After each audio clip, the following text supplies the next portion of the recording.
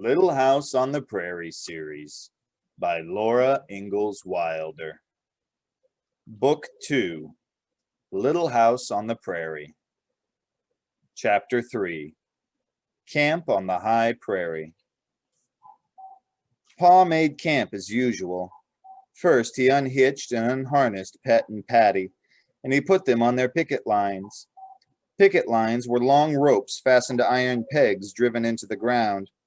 The pegs were called picket pins. When the horses were on picket lines, they could eat all the grass that the long ropes would let them reach. But when Pet and Patty were put on them, the first thing they did was to lie down and roll back and forth and over. They rolled till the feeling of the harness was all gone from their backs.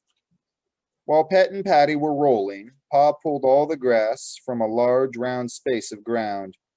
There was old dead grass at the roots of the green grass, and Pa would take no chance of setting the prairie on fire. If fire once started in that dry undergrass, it would sweep that whole country bare and black. Pa said, "Best be on the safe side. It saves trouble in the end." When the space was clear of grass, Pa laid a handful of dry grass in its center. From the creek bottoms, he brought an armful of twigs and dead wood.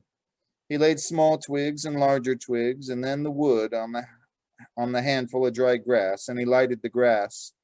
The fire crackled merrily inside the ring of bare ground that it couldn't get out of. When Pa brought water from the creek, then Mary and Laura helped Ma get supper. Ma measured coffee beans into the coffee mill, and Mary ground them. Laura filled the coffee pot with the water Pa brought, and Ma set the pot in the coals. She set the iron bake oven in the coals too. While it heated, she mixed cornmeal and salt with water and patted it into little cakes. She greased the bake oven with a pork rind, laid the cornmeal cakes in it, and put on its iron cover. Then Pa raked more coals over the cover while Ma sliced fat salt pork. She fried the slices in the iron spider. The spider had short legs to stand on in the coals, and that was why it was called a spider. If it had had no legs, it would have been only a frying pan. The coffee boiled, the cakes baked, the meat fried, and they all smelled so good that Laura grew hungrier and hungrier. Pa set the wagon seat near the fire. He and Ma sat on it. Mary and Laura sat on the wagon tongue. Each of them had a tin plate and a steel knife and a steel fork with white bone handles. Ma had a tin cup, and Pa had a tin cup, and baby Carrie had one little one all her own. But Mary and Laura had to share their tin cup. They drank water. They could not drink coffee until they grew up. While they were eating supper, the purple shadows closed around the campfire. The vast prairie was dark and still. Only the wind moved stealthily through the grass, and the large, low stars hung glistening from the great sky. The campfire was cozy in the big, chill darkness. The slices of pork were crisp and fat. The corn cakes were good. In the dark beyond the wagon, Pet and Patty were eating too. They bit off bites of grass with sharply crunching sounds. "We'll camp here a day or two," said Pa. "Maybe we'll stay here. There's good land, timber in the bottoms, plenty of game, everything a man could want. What do you say, Caroline?" "We might go farther and fare worse," Ma replied. "Anyway, I'll look around tomorrow," Pa said.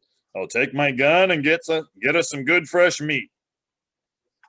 He lighted his pipe with a hot coal and stretched out his legs comfortably. The warm brown smell of tobacco smoke mixed with the warmth of the fire. Mary yawned and slid off the wagon tongue to sit on the grass. Laura yawned too. Ma quickly washed the tin plates, the tin cups, the knives and forks. She washed the bake oven and the spider and rinsed the dishcloth. For an instant she was still, listening to the long, wailing howl from the dark prairie. They all knew what it was, but that sound always ran cold up Laura's backbone and crinkled over the back of her head. Ma shook the dishcloth, and then she walked into the dark and spread the cloth on the tall grass to dry. When she came back, Pa said, "Wolves. Half a mile away, I'd judge. Well, where there's deer, there will be wolves. I wish..." He didn't bother to say what he wished, but Laura knew. He wished Jack were there. When wolves howled in the big woods, Laura had always known that Jack would not let them hurt her. A lump swelled hard in her throat, and her nose smarted. She winked fast and did not cry. That wolf, or perhaps another wolf, howled again. "Bedtime for little girls," Ma said cheerfully. Mary got up and turned around so that Ma could unbutton her, but Laura jumped up and stood still. She saw something. Deep in the dark beyond the firelight, two green lights were shining near the ground. They were eyes. Cold ran up Laura's backbone. Her scalp crinkled. Her hair stood up. The green lights moved. One winked out. Then the other winked out. Then both shone steadily, coming nearer. Very rapidly they were coming near. "Look, Pa, look," Laura said. "A wolf!" Pa did not seem to move quickly, but he did. In an instant he took his gun out of the wagon and was ready to fire at those green eyes. The eyes stopped coming. They were still in the dark looking at him. "It can't be a wolf, unless it's a mad wolf," Pa said. Ma lifted Mary into the wagon. "And it's not that," said Pa. "Listen to the horses." Pet and Patty were still biting off bits of grass. "A lynx?" said Ma. "Or a coyote?" Pa picked up a stick of wood. He shouted and threw it. The green eyes went close to the ground as if the animal crouched to spring. Pa held the gun ready. The creature did not move.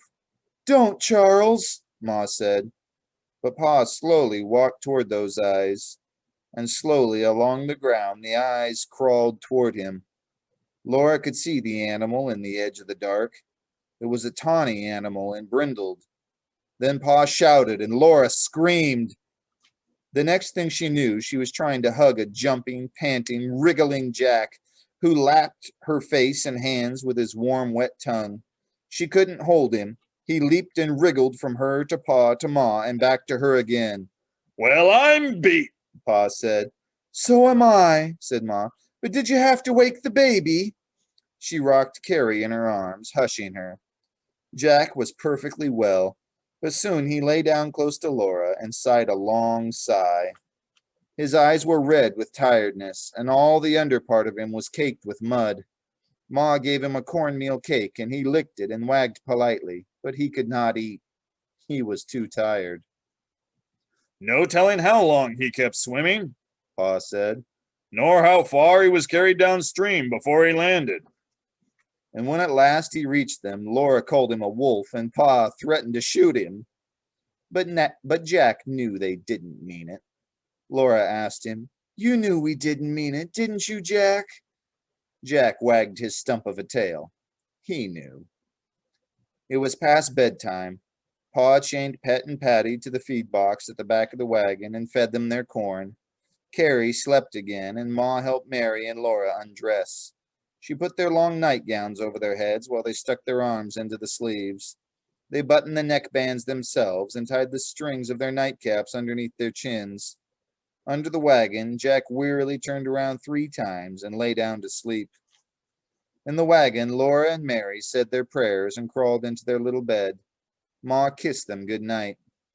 On the other side of the canvas, Pet and Patty were eating their corn. When Patty whooshed into the feed box, the whoosh was right at Laura's ear. There were little scurrying sounds in the grass. In the trees, by the creek, an owl called, "Woo! Woo! Woo!" Farther away, another owl answered, "Woo! Woo! Woo! Woo!" Far away on the prairie, the wolves howled, and under the wagon, Jack growled low in his chest. In the wagon, everything was safe and snug. Thickly in front of the open wagon top hung the large glittering stars. Pa could reach them, Laura thought.